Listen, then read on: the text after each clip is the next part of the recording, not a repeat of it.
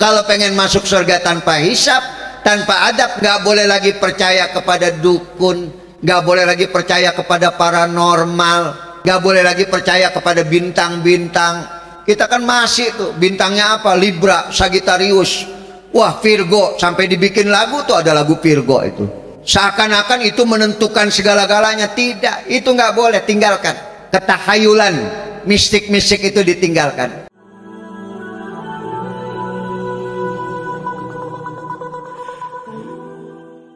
Assalamualaikum warahmatullahi wabarakatuh.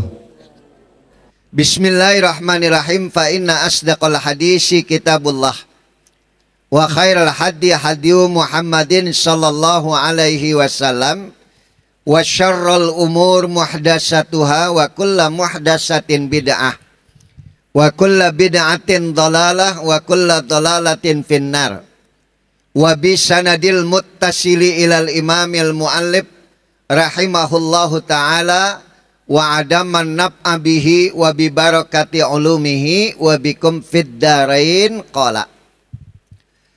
Ketika sahabat dan Nabi sedang duduk bersama dalam satu majelis, tiba-tiba Nabi didatangi oleh Jibril. Dan Jibril memberi kabar kepada Nabi, dan kabar itu disampaikan kepada umatnya. Apa kabar yang dibawa oleh Jibril kepada Nabi kita Muhammad Sallallahu Alaihi Wasallam? Ini hadis yang kita baca. Kata Nabi kepada sahabat, aku diberikan oleh Allah keistimewaan, kelebihan dibandingkan dengan umat-umat yang terdahulu. Di mana kata Rasulullah, aku diberikan oleh Allah bahwa nanti ada 70.000, sab'una alfan min ummati, ada 70.000 daripada umatku, yadkhulunal jannata bighairi hisabin, yang dimana umatku yang 70.000 akan masuk ke dalam surga tanpa hisab. Masih ingat pelajaran kita, Bu? Pak, masih ingat nggak? Kata Nabi dalam satu hadits qudsi, Allah mengatakan bainal abdi wal jannah sab'u aqobat. Antara hambaku dengan surga itu ada 7 rintangan yang harus dilewati. Ahwanuha, yang paling ringan dari yang 7 adalah mati.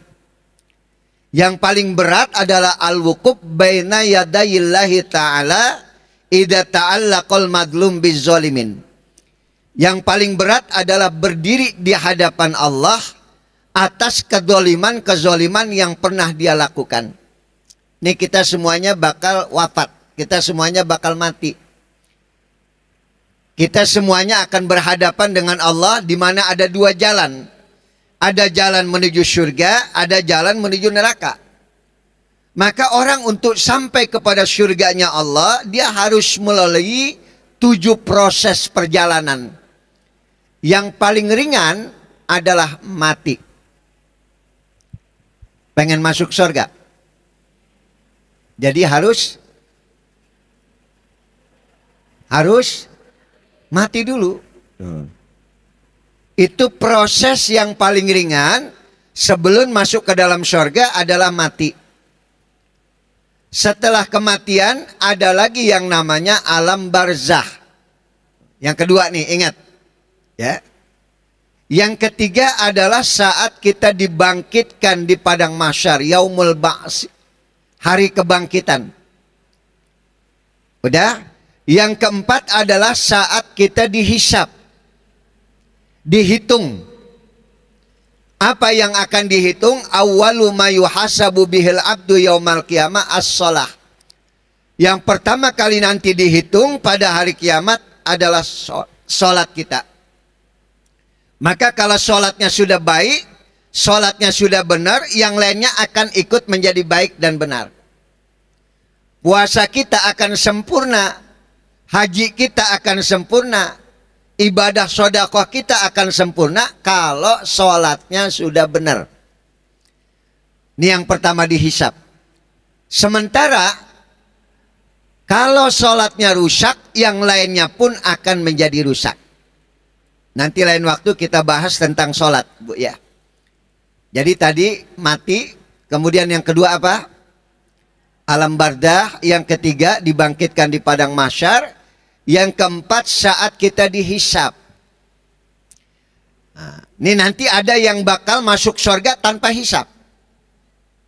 Nggak ada proses hisab, nggak ada yang kelima proses mizan.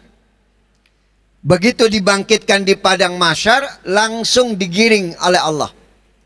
Wasiqal ladzina taqaw rabbahum ilal jannati dzumara hatta idza ja'uha wa futihat abwabuha wa qala lahum khadanatuha salamun alaikum tibtum fadkhuluha khalidin. Nanti begitu dibangkitkan di padang mahsyar, insya Allah jamaah Majelis Ta'lim Islamic Center langsung digiring. Jadi begitu dibangkitkan di padang mahsyar, ibu nggak pakai dihisap, bapak nggak pakai dihisap. Yang kelima, nggak pakai di mizan, ditimbang. Akhlaknya bagus apa enggak? Perilakunya baik atau tidak? Karena kata Nabi, asqalul midan yaumal qiyamah husnul khuluq. Yang akan memberatkan timbangan kebaikan kita pada hari kiamat adalah timbangan akhlak. Ibu sama suami akhlaknya bagus, adabnya bagus, timbangannya akan berat nanti. Tadi mau berangkat ngaji, cium tangan gak sama suami? Cium tangan gak? Yang gak punya suami udah jangan ngomong, diem aja. Yang punya suami cium tangan gak?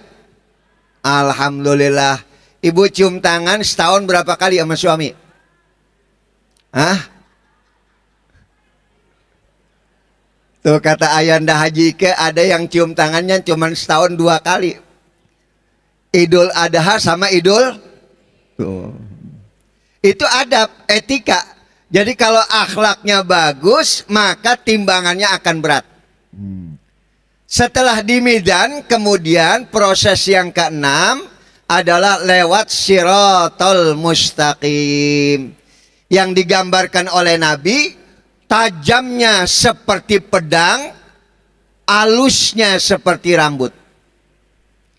Nabi nanti akan berdiri di samping jembatan Shiratal Mustaqim sambil mendoakan ibu-ibu yang taat kepada Allah, yang akhlaknya bagus, ibadahnya bagus, ngajinya bagus, didoakan oleh Nabi, Rabbi salim salim ummati, ya Allah selamatkanlah umatku, selamatkanlah umatku. Ada yang lewat Shiratal Mustaqim kalbarki, seperti kilat. Yang lewatnya seperti kilat nanti ada. Nih yang duduknya paling depan nih insya Allah.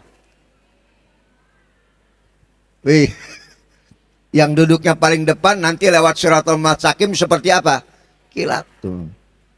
Ada yang lewat Shiratal Mustaqim seperti kuda yang sedang berlari. Cepat sekali itu. Dan ada lagi yang lewat Shiratal Mustaqim seperti angin. Tuh angin kecepatannya Bu nggak kelihatan sama kita. Ada lagi yang lewat Shiratal Mustaqim bil jari sambil lari. Ada lagi yang lewat Shiratal Mustaqim sambil jalan. Ini kira-kira yang jamaah duduknya paling belakang sambil apa ini? Lewat Shiratal Mustaqim. Ada lagi yang lewat Shiratal Mustaqim, maaf, sambil ngesot karena kurang amalnya. Nih saya mau tanya, kira-kira kalau yang ngajinya ngantuk nanti lewat Shiratal Mustaqim sambil apa ini? Sambil ngantuk juga.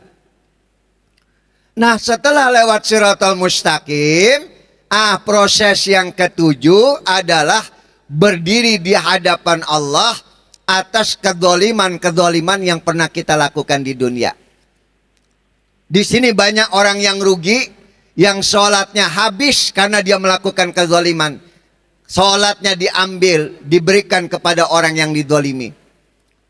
Puasanya hilang, kenapa? Karena dia melakukan kezaliman. diambil puasanya, diberikan kepada orang yang dia zalimi. Ini 7 proses. Yang paling berat yang terakhir. Baru setelah itu ibu akan masuk ke dalam surganya Allah. Begitu sebelum masuk ke dalam surga, Allah suruh minum telaga Al-Kautsar. Maka siapa yang minum telaga Al-Kautsar, dia tidak akan haus selama-lamanya di dalam surga. Saya mau kasih contoh nih. Ya. Bismillahirrahmanirrahim.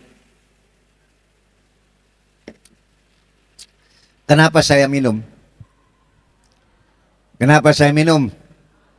Nanti insya Allah ibu sebelum masuk ke dalam surga disuruh minum telaga Al-Kautsar. Ya. Yang manisnya lebih manis daripada madu, yang putihnya lebih putih daripada susu. Maka siapa yang minum telaga Al-Kautsar, dia tidak akan haus selama-lamanya di dalam surga. Udah paham nih? Bismillahirrahmanirrahim.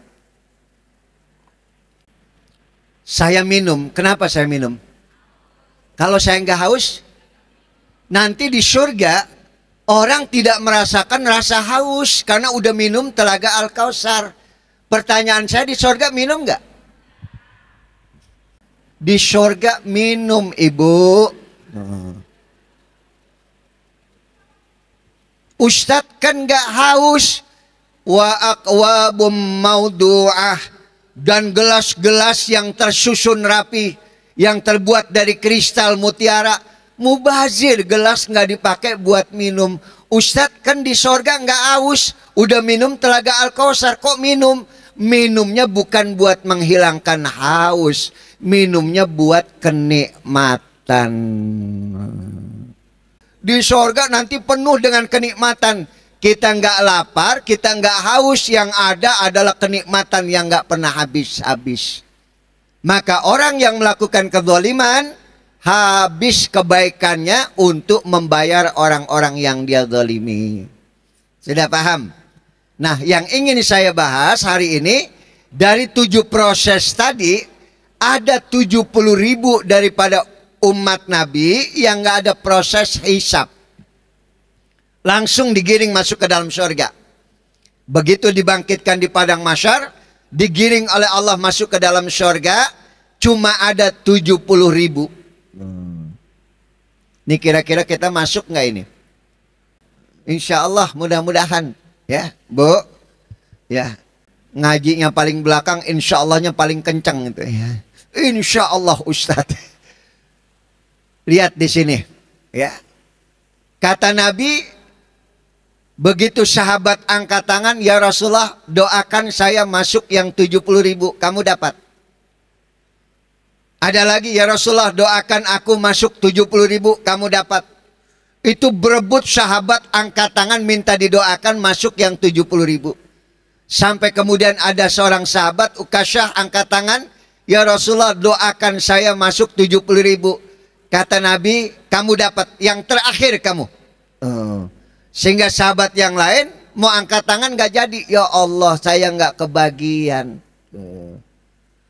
Dia sedih, Bu. Ya Allah, saya kurang cepat angkat tangannya. Coba tadi saya angkat tangan, didoakan Nabi masuk yang 70.000. Itu yang gak sempat angkat tangan bersedih, tiba-tiba Jibril turun kembali menyampaikan kabar kepada Nabi Muhammad. Maka umat Nabi Muhammad ditambahin kuotanya untuk masuk ke dalam surga. Jadi bukan haji aja tambahan kuota. Untuk masuk ke dalam surga ada tambahan kuota. Tambahannya berapa? Dari satu yang 70.000 membawa 70.000 lagi. Hadis ini disampaikan udah 14 abad yang lalu. Umat Nabi Muhammad udah berapa triliun banyaknya. Nyampe nggak ke Jamaah Islamic Center? Di sini untungnya, Bu, ada sahabat yang bertanya. Pertanyaannya apa? Manhum ya Rasulullah? Siapa mereka itu ya Rasulullah? Maka disifatilah orang ini yang bakal masuk surga tanpa hisab dengan sifat hum la yarkun wa la yastarkun wala yatatayyarun wa 'alallah falyatawakkalun. Untungnya disifati oleh Nabi. Kalau disifati oleh Nabi, hitungan angkanya bisa hilang. Kalau ibu punya sifat yang 4 ini, akan masuk surga tanpa proses hisab. Apa yang 4 ini? Yang pertama, hum la yarqun, orang yang nggak pernah berobat, orang yang nggak pernah diruqyah. Jadi yang bakal masuk surga tanpa hisab, tanpa adab, hum la yarqun, orang yang nggak pernah diruqyah, orang yang apabila sakit nggak pernah berobat. Saya mau tanya di sini, yang nggak pernah berobat siapa? Padahal berobat itu adalah ikhtiar, wajib ikhtiar buat kita. Kok hadis ini mengatakan mereka nggak pernah berobat? Sekarang saya mau tanya nih ibu. Ibu sakit, ibu berobat ke dokter, bapak berobat ke dokter. Saya mau tanya, begitu kita berangkat ke dokter, kita berobat, jaminan sembuh nggak? Kalau kita berangkat ke dokter, jaminan sembuh? Belum tentu. Jadi saya mau tanya, yang ngobatin kita siapa? Nah itu maksudnya. Fa idza maritu fahuwa yashfi. Kalau aku sakit, Allah yang menyembuhkan aku, dokter hanya perantara. Boleh nggak kita berangkat ke dokter? Boleh, tetapi di hati kita nggak boleh meyakini bahwa yang menyembuh kita kan adalah manusia. Yang menyembuhkan kita siapa? Zat Allah Subhanahu wa Ta'ala. Udah paham di sini yang pertama? Ya mudah-mudahan saat ini ibu udah berubah lagi. Silakan berobat ke dokter, tetapi tadi keyakinan segala-galanya kembalikan kepada Allah, serahkan kepada Allah. Udah. Yang kedua, orang yang akan masuk surga tanpa hisab, tanpa adab, hum la yastarqun, orang yang nggak pernah mengobati orang. Jangan pernah beranggapan kalau kita punya kemampuan bisa menyembuhkan orang, kita punya kemampuan bisa menolong orang, kita punya kemampuan membantu orang lain. Jangan pernah merasa berjasa mengobati orang. Itu maksudnya. Yang bakal masuk surga adalah orang yang punya sikap rendah hati. Pertama, nggak pernah diapain? Berobat. Yang kedua, tidak pernah merasa mengobati orang. Yang ketiga, mereka yang masuk surga tanpa hisab adalah hum la yatatayyarun, orang yang tidak percaya kepada burung. Nih kadang-kadang nih orang-orang dulu itu kalau malam-malam kedengaran suara burung suka ngomong apa itu? Lagi enak-enak duduk, tiba-tiba ada dengar suara burung kek kek kek. Wah, ada orang yang mau mati. Taunya dari mana? Mitos. Ya itu nggak boleh percaya kepada yang begitu. Kalau pengen masuk surga tanpa hisab, tanpa adab, nggak boleh lagi percaya kepada dukun, nggak boleh lagi percaya kepada paranormal, nggak boleh lagi percaya kepada bintang-bintang. Kita kan masih tuh, bintangnya apa? Libra, Sagittarius, wah Virgo, sampai dibikin lagu tuh ada lagu Virgo itu. Ya, seakan-akan itu menentukan segala-galanya. Tidak, itu nggak boleh, tinggalkan. Ketahayulan, mistik-mistik itu ditinggalkan. Baru yang terakhir, yang bakal masuk surga tanpa hisab, tanpa adab, wa 'alallah falyatawakkalun, kepada Allah mereka bertawakal diri. Udah, saya ulang. Yang pertama tadi apa? Mereka tidak pernah berobat. Yang kedua, tidak pernah mengobati orang, tidak pernah merasa berjasa kepada orang lain.